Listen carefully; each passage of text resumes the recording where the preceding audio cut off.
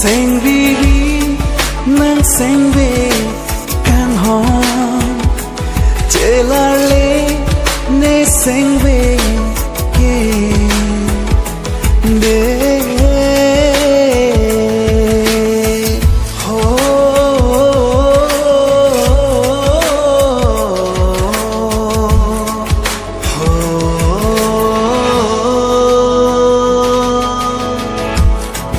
Mun thi che pa sung ri nang dung si do ji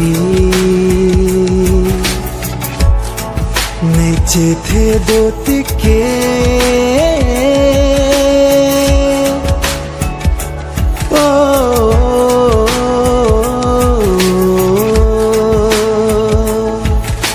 suri kham khe jong hele do ta me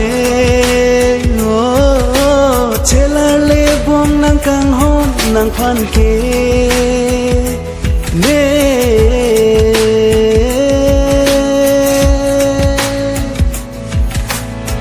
Sing vi kong chiri e do ver kai ke nang kang hon na chana mun thi dam lo te Friday ta ka pheri nang ne kang hon Sing vi dip dip kar kar kai ke nang joy ne Puso nang seng che pa vi nang ne Che the do tik o e ne nang pa